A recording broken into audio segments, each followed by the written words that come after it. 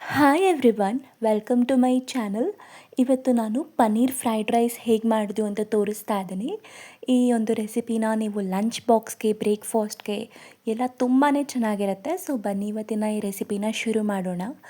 ಮೊದಲಿಗೆ ನಾವು ಪನ್ನೀರನ್ನ ಸ್ವಲ್ಪ ಫ್ರೈ ಮಾಡ್ಕೋಬೇಕಾಗತ್ತೆ. ಅದಕ್ಕೆ ನಾನು ಒಂದು ಕಡಾಯಿಗೆ 2 ಟೇಬಲ್ ಸ್ಪೂನಷ್ಟು ಎಣ್ಣೆ ಹಾಕಿ ಅದಕ್ಕೆ ಪನ್ನೀರ್ ಹಾಕೋತಾ ಇದ್ದೀನಿ. ಪನ್ನೀರನ್ನ ಗೋಲ್ಡನ್ ಬ್ರೌನ್ ಕಲರ್ ಬರೋವರೆಗೂ ಸ್ವಲ್ಪ ಫ್ರೈ ಮಾಡ್ಕೋಬೇಕಾಗುತ್ತೆ. ಲೋ ಫ್ಲೇಮ್ನಲ್ಲೇ ಇಟ್ಕೊಂಡು ಫ್ರೈ ಮಾಡ್ಕೊಳ್ಳಿ.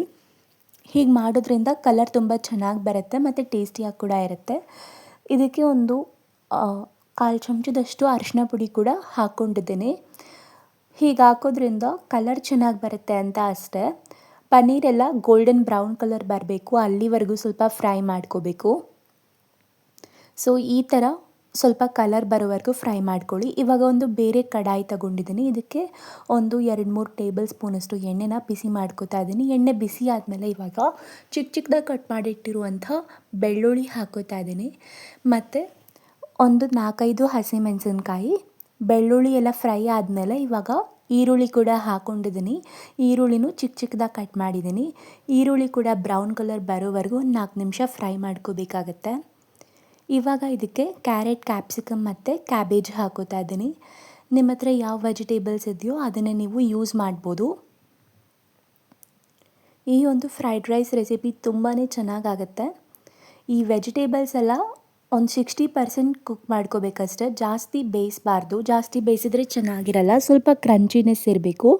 ಇವಾಗ ರುಚಿಗೆ ತಕ್ಕಷ್ಟು ಉಪ್ಪು ಹಾಕೋತಾ ಇದ್ದೀನಿ ಮತ್ತು ಸ್ವಲ್ಪ ಅರಿಶಿನ ಪುಡಿ. ಈ ವೆಜಿಟೇಬಲ್ಸ್ನ ಫ್ರೈಡ್ ರೈಸಲ್ಲಿ ಯಾವತ್ತೂ ಕೂಡ ಜಾಸ್ತಿ ಫ್ರೈ ಮಾಡ್ಕೊಳ್ಳೋದಿಲ್ಲ. ಒಂದು 60% ಬೇಯಿಸ್ಕೋಬೇಕು ಅಷ್ಟೇ. ಸೊ ಇವಾಗ ಇಲ್ಲಿ 1 ಟೇಬಲ್ ಸ್ಪೂನಷ್ಟು ಗರಂ ಮಸಾಲ ಹಾಕೋತಾ ಇದ್ದೀನಿ. ಇದನ್ನು ಕೂಡ 1 ನಿಮಿಷ ಫ್ರೈ ಮಾಡ್ಕೋಬೇಕಾಗತ್ತೆ. ಸೊ ಇವಾಗ ನಾನಿಲ್ಲಿ 1 ಟೇಬಲ್ ಸ್ಪೂನಷ್ಟು ಸೋಯಾ ಸಾಸ್ ಹಾಕ್ಕೋತಾ ಇದ್ದೀನಿ. ನೀವು ಯಾವ ಸಾಸಸ್ ಯೂಸ್ ಮಾಡದೆ ಹೋದ್ರೂ ಸೋಯಾ ಸಾಸ್ ಮಾತ್ರ ಹಾಕ್ಕೊಳ್ಳೇಬೇಕಾಗತ್ತೆ. ಒಂದು 1/2 ಟೇಬಲ್ ಸ್ಪೂನ್ ಇಲ್ಲ 1 ಟೇಬಲ್ ಸ್ಪೂನಷ್ಟು ಸೋಯಾ ಸಾಸ್ ಹಾಕ್ಕೊಂಡು ಇವಾಗ ಒಂದು 1/4 ಲೋಟದಷ್ಟು ನೀರು ಹಾಕ್ಕೋತಾ ಇದ್ದೀನಿ.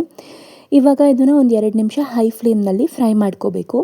ಇವಾಗ 3/4 ಟೇಬಲ್ ಸ್ಪೂನಷ್ಟು ಕಾಳು ಮೆಣಸಿನ ಪುಡಿ ಹಾಕೋತಾ ಇದ್ದೀನಿ. ಬ್ಲ್ಯಾಕ್ ಪೆಪ್ಪರ್ ಪೌಡರೇ ಇದರಲ್ಲಿ ಮೇನ್ ಇಂಗ್ರೀಡಿಯೆಂಟ್.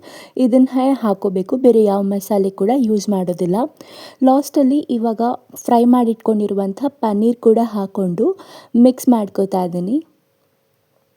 ಈ ಒಂದು ಫ್ರೈಡ್ ರೈಸ್ ರೆಸಿಪಿ ತುಂಬಾ ಚೆನ್ನಾಗಾಗುತ್ತೆ ಮತ್ತು ಲಂಚ್ ಬಾಕ್ಸ್ಗೆ ಎಲ್ಲ ತುಂಬ ಚೆನ್ನಾಗಿರುತ್ತೆ.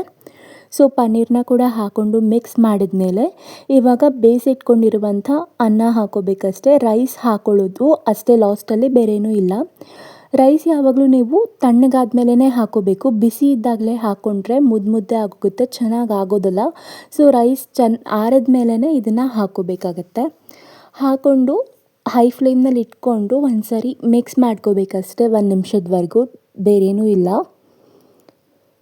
ತುಂಬಾ ಈಸಿಯಾಗಿ ಈ ಫ್ರೈಡ್ ರೈಸ್ ರೆಸಿಪಿನ ನೀವು ಮಾಡ್ಕೋಬೋದು. ಒಂದು ಸರಿ ಚೆನ್ನಾಗಿ ಇದನ್ನು ಈ ರೀತಿ ಮಿಕ್ಸ್ ಮಾಡ್ಕೊಳ್ಳಿ. ಸೊ ಇವಾಗ ಈ ಪನ್ನೀರ್ ಫ್ರೈಡ್ ರೈಸ್ ರೆಡಿ ಆಗಿದೆ. ಸೊ ನಿಮಗೆ ಇವತ್ತಿನ ಈ ರೆಸಿಪಿ ಇಷ್ಟ ಆಗಿದೆ ಅಂತ ಅಂದ್ಕೊಂಡಿದ್ದೀನಿ.